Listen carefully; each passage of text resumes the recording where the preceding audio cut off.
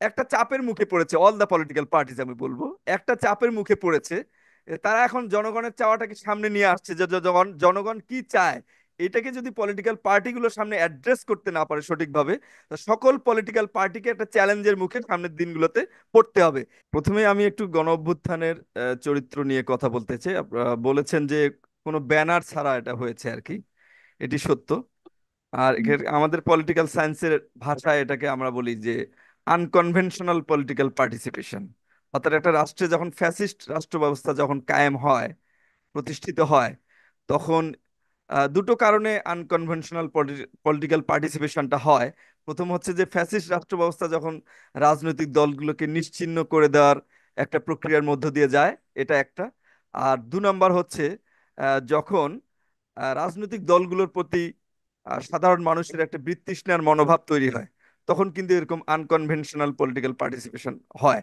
তো unconventional political পার্টিসিপেশনের মাধ্যমে মধ্য দিয়ে যে ফ্যাসিস্ট সরকারকে পলায়ন করতে হবে, এটা 4 আগস্টেও তারা বুঝতে পারেননি। এই জন্য গণ অভ্যুত্থানের চরিত্রটা ছিল একটু ভিন্ন। এবং গণ অভ্যুত্থানের যে জনগণের যে চাওয়া, এই চাওয়াটাকে আপনাকে গভর্নমেন্টকেও যেমন বুঝতে হবে, পলিটিক্যাল পার্টিগুলোকেও এটা বুঝতে হবে যে গভর্নমেন্টের চাওয়াটা, জনগণের চাওয়াটা কি ছিল। জনগণের চাওয়া কিন্তু শুধু নির্বাচন ছিল না। তবে নির্বাচন মোটা দাগে আমি যদি বলি তাহলে 1 নম্বর একটা বিষয় আমি বলতে পারি। কিন্তু এর পাশাপাশি অনেক বিষয় ছিল, তাদের মৌলিক অধিকার, তাদের মানবাধিকার, মত প্রকাশের স্বাধীনতা সহ আরো অনেক বিষয়। বিশেষ করে যে কারণে তরুণ সমাজের মধ্যে হতাশার তৈরি হয়েছিল, মুক্তিযুদ্ধের হুম ইতিহাসকে বিকৃত করা। আর তারপরে আপনার একটা পরিবার একজন মানুষের প্রশংসা, আহ, সেটা হুম নিয়ে স্কুল কলেজে সেটার বন্দনা করা, প্রত্যেকটা মানুষের মধ্যে যে হতাশার তৈরি করেছিল এই বিষয়গুলো। তো আমি একটা কথা আপনার আগের শোতেও বলেছি যে গত 16 বছরে যে প্রজন্মটাকে এই প্রক্রিয়ার মধ্য দিয়ে তৈরি করেছে, সেই প্রজন্মটার মধ্য মাধ্যমেই উনি উৎখাত হয়েছেন। এটা হচ্ছে সবচেয়ে ইম্পর্টেন্ট একটা দিক এই গণ অভ্যুত্থানের। এখন বিষয়টা হচ্ছে যে জনগণের চাওয়া আমি যেটা বললাম, আমি বলবো যে নির্বাচন 1 নম্বরে, কারণ তরুণ প্রজন্ম ভোট দিতে পারেনি। তারা চোখের সামনে মুক্তিযুদ্ধের ইতিহাস, মুক্তিযুদ্ধের চেতনা, তারপরে 7ই মার্চের ভাষণ, গণতন্ত্র, এইসব কথা শুনে আসছিল। কিন্তু ইন প্র্যাকটিস তারা দেখেছিল যে মানে পুরোপুরি তার উল্টো একটা পথে গভর্নমেন্ট হাঁটছিল। ফলে সমাজের মধ্যে যে হতাশার তৈরি হয়েছিল, এই হতাশা থেকে এই গণ অভ্যুত্থানের উৎপত্তি। এখন আপনি পলিটিক্যাল পার্টি এবং গভর্নমেন্ট উভয়কে কিন্তু এই জনগণ এবং তরুণ প্রজন্মের চাওয়াকে গুরুত্ব দিতে হবে।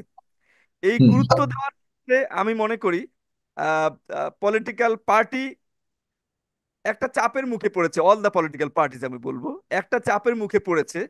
তারা এখন জনগণের চাওয়াটাকে সামনে নিয়ে আসছে যে জনগণ জনগণ কি চায়, এটাকে যদি পলিটিক্যাল পার্টিগুলো সামনে অ্যাড্রেস করতে না পারে সঠিকভাবে, তো সকল পলিটিক্যাল পার্টিকে একটা চ্যালেঞ্জের মুখে সামনের দিনগুলোতে পড়তে হবে। এই কারণে চ্যালেঞ্জের মুখে পড়তে হবে যে ছাত্র, সাধারণ জনগণ, মানে যে কোনো সময়ে যে কোনো মুহূর্তে একটা প্রেসার গ্রুপ হিসেবে দাঁড়িয়ে যাওয়ার মতো একটা পরিস্থিতি কিন্তু বাংলাদেশে তৈরি হয়েছে। এটা আমরা বুঝতে পারি। বাংলাদেশের সবচেয়ে বড় এবং সবচেয়ে জনপ্রিয় রাজনৈতিক দল, যে ভারপ্রাপ্ত চেয়ারম্যান তারেক রহমান, তিনি যে বক্তব্যগুলো দিচ্ছেন গত 2 মাস থেকে, আমরা যদি সেই বক্তব্যগুলোর দিকে তাকাই তাহলে আপনি দেখবেন যে তিনি অনেক, আজকেও তিনি বলেছেন, গতকালকে বোধহয়, যে জনসম্পৃক্ত কর্মসূচির মাধ্যমে তিনি যাচ্ছেন। কিছু গুরুত্বপূর্ণ বিষয় আমি সেখানে বলবো। একটা হচ্ছে হুম দেখেন তিনি তার জন্মদিনে কেক কাটা নিষিদ্ধ করেছেন। তারপরে তিনি ব্যানার, ফেস্টুন এগুলোকে তিনি নিষিদ্ধ করেছেন তার দল থেকে। মোটরসাইকেলের মহড়া সেটাকে তিনি নিষিদ্ধ করেছেন। এবং তিনি পাশাপাশি আরো তার নামের পাশে দেশ নায়ক বলতে না করেছেন। দেশ নায়ক বলা তিনি নিষিদ্ধ করেছেন। হুম এইগুলোকে আমি খুব পজিটিভলি দেখতে চাই। একইভাবে জামাত এবং ইসলামী তার বাংলাদেশে সমালোচনা করতে অত্যন্ত, বলেছেন। সবচেয়ে গুরুত্বপূর্ণ হলো তার তার জি, বিরুদ্ধে যে কার্টুনিস্ট কার্টুন করতো, জি, সেই কার্টুনিস্টদেরকে সে স্বাগত কার্টুনকে তিনি জানিয়েছেন। বলেছেন যে আরো রেজবা বেশি ভাই, বেশি কার্টুন আপনাকে আঁকার কি জন্য একটা তিনি প্রশ্ন বলেছেন। করতে পারি? আপনাকে কি জি, একটা প্রশ্ন করতে পারি? আপনাকে, আমাকে কি সুযোগ দেওয়া হবে? আপনি তো তো তারেক রহমান কি কি পজিটিভ কথা বলেছেন আপনি বললেন। চট্টগ্রামে এসালম গ্রুপ এই ফেসিস্ট সরকার ক্ষমতায় টিকে থাকার জন্য, অর্থনৈতিকভাবে দেশ জাতিকে, ব্যাংকিং সেক্টরকে পঙ্গু করার জন্য যেই লোকটা সবচেয়ে বেশি ভূমিকা পালন করেছে, তিনি হচ্ছেন এসালম গ্রুপ। এই অ্যাসালম গ্রুপ থেকে বিএনপির সালাউদ্দিন সাহেব জি, ওনার জি, সম্বর্ধনায় গাড়ি নিয়েছেন। বিএনপির লোকজন সেটাতে পার্টিসিপেট করেছিল। আপনি জি, জি। এবং দর্শক শ্রোতারা, আমরা কি কেউ দেখেছি তারেক রহমান দৃশ্যত, কার্যত এই সালাউদ্দিন সাহেবের বিরুদ্ধে পদক্ষেপ নিয়েছেন? শাস্তি আচ্ছা দিয়েছেন, এবং জি যারা মানে সেটি কিন্তু আমরা দেখিনি। আপনি জি সেটা সহ উল্লেখ না, করবেন নিয়েছেন তো। আমি কথাটা নিয়েছেন শেষ তো, করি নিয়েছেন নাই। তো, তাকে তো শোকজ করা হয়েছে। আচ্ছা আমি একটু কথাটা শেষ কিন্তু করি নাই, শোকসের তাহলে আমরা বক্তব্য কিছু দেখি নাই, না শোকসের না, রেজাল্ট শোকজ তো করেছে, এবং কিন্তু জাতি শোকজ। দেখে নাই, শোকসের আচ্ছা রেজাল্ট আমি জাতি আমি দেখে নাই। এটারও ব্যাখ্যা দিচ্ছি। আমি আমি জি। মানে ডোন্ট থিঙ্ক দ্যাট আমি কোনো মানে কোনো দলের পক্ষে বিশেষভাবে আমি একটা পজিটিভ একটা এক্সপ্লানেশন একটা দেওয়ার চেষ্টা করছি, যে রাজনৈতিক দলগুলোর মধ্যে যে পজিটিভ আচরণ আমরা লক্ষ্য করছি আমি সেটাই বলছি। আমি আহ, যেটা বলছিলাম যে সাগর ভাই সেটা উল্লেখ করলেন, সেটা একটা শোকজ নোটিশ করা হয়েছে, সেটা আমরা দেখেছি। এবং মিস্টার সালাউদ্দিন সেটারও একটা তিনি ব্যাখ্যা দিয়েছেন, সেটাও আমরা দেখেছি। সবকিছু মিলে পজিটিভ নেগেটিভ আর ইউ মিলে আমি এটাই স্যাটিসফাইড? বলতে চাচ্ছি। Are you satisfied? Are we satisfied? আচ্ছা আমি আপনি স্যাটিসফাইড স্যাটিসফ্যাকশনের কিনা আমরা ব্যাপারটাতে তো পড়ে দেখতে যাচ্ছি, পাচ্ছি। আমি স্যাটিসফ্যাকশনের ব্যাপারটাতে পড়ে যাচ্ছি মোল্লা ভাই। মানে এটা কিন্তু আ- বলেনি যে আমি আমি বলছি এই সম্পূর্ণভাবে বিষয়টা কি, যারা আপনি স্যাটিসফাইড মেজবাহ কিনা আজম সওদাগর আমরা যেটা বলতে স্যাটিসফাইড কিনা? চাচ্ছে যে, মেজবাহ আজম সওদাগর যতটুকু আমি বুঝতে পারছি, তিনি বলার চেষ্টা করছেন যে তারেক রহমানের ব্যক্তি, তারেক রহমানের আগের অবস্থান থেকে অনেক পরিবর্তন লক্ষ্য অবশ্যই, করা সেটাই যাচ্ছে। বলছি, অবশ্যই, আমি সেটাই অবশ্যই। বলছি, আমি সেটাই এটা বলার আমরা চেষ্টা ওনার করছি। প্রশংসা রাইট, করতেছি, কিন্তু রাইট। এবং বিএনপিকে তার কিন্তু পরিপূর্ণ সংস্কার না এটা তো সংস্কার আমি করা আসি নাই যাচ্ছে না বক্কর ভাই, অথবা আমাকে একটু করছেন বলতে না দেন, বলে আমি এটা মনে তো করছি। আসি জি, নাই এখনো। জি, জনাব সরকার হোসেন। আমি এটা ব্যাখ্যা দিচ্ছি আর কি, একটা ব্যাখ্যা দিচ্ছি যে গণ অভ্যুত্থানের যে চেতনা, মানুষের যে চাওয়া, এই চাওয়ার ফলে রাজনৈতিক দলগুলো মোটা দাগে একটা চাপের মধ্যে আছে। অর্থাৎ তাদেরকে অতীত আচরণ থেকে বের হয়ে, আজকে আরো একটা কথা বলেছে যে আহ, নেতাকর্মীদেরকে তিনি নির্দেশ দিয়েছেন যে আচরণ পরিবর্তন করার জন্য। এই বিষয়টাকে জনগণের আপনি কাছে তো যাওয়া যায়। পজিটিভ পজিটিভ ভাবে না দেখে তো নেগেটিভ ভাবে দেখার, আপনি সমালোচনা করতে পারেন, অনেক অনেক সমালোচনা আমরা করতে পারি, কিন্তু আমি বলছি এটাই যে এই বিষয়টাকে আমরা পজিটিভ ভাবে দেখতে চাই। একইভাবে জামাতি ইসলামীও অনেক সতর্ক আচরণ করছে, আমি সেটাও বলতে চাই। অন্য অন্য রাজনৈতিক দলগুলো অনেক সতর্ক আচরণ করছে, আমি সেটাও বলতে চাচ্ছি। তো এটার মধ্যে দিয়ে আমি বলতে চাচ্ছি যে জনগণের চাওয়াকে অ্যাড্রেস করার জন্য রাজনৈতিক দলগুলোর একটা চেষ্টার প্রক্রিয়ার মধ্য দিয়ে আসার একটা প্রবণতা তৈরি হয়েছে, আমি সেটা বলতে চাচ্ছি। এটাকে নেগেটিভ ভাবে দেখার কোনো সুযোগ নেই। আর সমালোচনা যেটা আছে, সমালোচনা অনেক ধরনের সমালোচনা আমরা করতে পারি। অতীতে রাজনৈতিক দলগুলোর আলোচনারা আচরণের আমরা সমালোচনা করতে পারি, আমি সেই বিষয়টা বোঝাতে চাচ্ছি।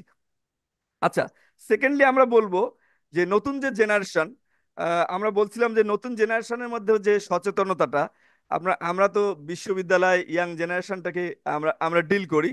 তাদের মধ্যে একটা প্রজন্ম, আমি গণ অভ্যুত্থান সংগঠিত হওয়ার পূর্বে অনেকের সাথে এটা নিয়ে আমরা ছাত্রছাত্রীদের সাথেও কথা হতো, যে আই হেট পলিটিক্স, এই বাক্যটার সাথে ইয়াং প্রজন্মের একটা বড় অংশ আপনার এখানে থাকতো, যে পলিটিক্স নিয়ে তাদের কোনো চিন্তা ভাবনা নেই, পলিটিক্স একটা খুব খারাপ জিনিস, আমরা পলিটিক্সে যেতে চাই না, এরকম একটা ধারণা ছিল। কিন্তু গণ অভ্যুত্থানের পরে যেটি দেখা যাচ্ছে, আমি কয়েকদিন এটা আমার স্টুডেন্টদের কাছে এটা নিয়ে একটা ফিডব্যাক নেয়ার চেষ্টা করেছি আর কি, অনেকগুলো স্টুডেন্টের মাঝে কয়েকটা ক্লাসে। তো পজিটিভ যে ফিডব্যাকটা আমি পেয়েছি সেটা হচ্ছে যে আই হেট পলিটিক্স কথাটাকে ছাত্ররা এখন আর বিশ্বাস করে না। তারা এখন বলতে চাচ্ছে এরকম তাদের মতামত, যে আসলে আমরা যতই ভালো হই, বা আমরা যত ভালো কাজই করতে চাই বা যত চিন্তা করি, দেশের রাজনীতি এবং রাজনৈতিক দলগুলো যদি ঠিক না হয়, তাহলে এই দেশকে পরিবর্তন করা কোনোদিন সম্ভব হবে না। অর্থাৎ তারা এটা বুঝে গেছে যে পলিটিক্সে আসলে আসা উচিত, ভালো ভালো মানুষের পলিটিক্সে ইনভলভ হওয়া উচিত। এটা ইয়াং জেনারেশনের মধ্যে এই প্রবণতাটা, এই ধারণাটা আস্তে আস্তে কিন্তু শক্তিশালী হওয়ার একটা প্রবণতা আমি দেখতে পাচ্ছি, আমি সেই কথাই বলছি আর কি। আর নির্বাচনের বিষয়টি যেটি বললেন, আমার কাছে মনে হচ্ছে যে রাজনৈতিক দল এবং সরকারের মধ্যে যে ধরনের একটা কোঅর্ডিনেশন হওয়ার কথা, যে কবে নির্বাচন হবে অথবা কি পরিমাণ সময় লাগতে পারে, পলিটিক্যাল পার্টিগুলোর সবসময় প্রথম থেকেই এই মতামত তারা দিচ্ছিল যে একটা যৌক্তিক সময়, যেটা বক্কর ভাই বললেন, বা তারেক রহমানের বক্তব্য কিন্তু এরকম ছিল যে যৌক্তিক সময়। হঠাৎ করে আমরা আজকে আহ, মেজর হাফিজের মুখে যখন কথাটা শুনলাম যে 6 মাসের ব্যাপারটা, এবং ব্রিগেডিয়ার সাখাওয়াত যেটা বলেছেন যে হুম। 26 সালের মাঝামাঝি সময়, এই দুইটা জায়গা থেকে কিন্তু আমি মনে করি এই মুহূর্তে রাজনৈতিক দলগুলোর মধ্যে আবার একটু সন্দেহ এবং অবিশ্বাসটা আর একটু জোরালো হবে। কারণ কথাটা ক্লিয়ার ভাবে আসছে আসছে না। পাশাপাশি যে ছাত্র সংসদ নির্বাচনের কথা বলা হচ্ছে, পাশাপাশি আবার স্থানীয় সরকার নির্বাচনের কথা বলা হচ্ছে, এই কথাগুলো বলার মধ্য দিয়ে রাজনৈতিক দলগুলোর মধ্যে আরো একটু অবিশ্বাস আরো জোরালো হবে বলে আমি মনে করি। এক্ষেত্রে যেটি দরকার, যে পরিষ্কার হওয়া উচিত পলিটিক্যাল পার্টিগুলো এবং গভর্নমেন্টের মধ্যে যদি একটা ভালো আলোচনার মধ্য দিয়ে এই বিষয়টা ক্লিয়ার হয়, তাহলে রাজনৈতিক দলগুলোর মধ্যে এই সন্দেহ এবং অবিশ্বাসটা থাকবে না, এবং এই নির্বাচন কবে হবে এটা নিয়েও আর কোনো তর্ক বিতর্ক হওয়া উচিত হবে না বলে আমি মনে করছি। তবে গভর্নমেন্টের ডক্টর ইউনূসের যে বক্তব্যটা আমরা শুনলাম, সেই বক্তব্যের মধ্যে দিয়ে এটা আমার মনে হয় রাজনৈতিক দলগুলো এটা অস্বীকার করবে না যে ডক্টর হুম ইউনূসের সদিচ্ছার কোনো অভাব আছে, যে একটি গণতান্ত্রিক এবং নির্বাচনের দিকে, গণতান্ত্রিক ব্যবস্থা এবং হুম নির্বাচনের দিকে এগিয়ে যাওয়ার জন্য যে তার কোনো সদিচ্ছার অভাব আছে, এটা আমার কাছে মনে হয়নি। তো হঠাৎ করে ব্রিগেডিয়ার সাখাওয়াত কি প্রেক্ষিতে উনি এই লন্ডনে এই কথাটা বললেন, এবং মেজর হাফিজ কিভাবে 6 মাসের কথা বললেন, এই হুম। জায়গাটা আসলে পরিষ্কার হওয়া উচিত এই মুহূর্তে আমি মনে করছি।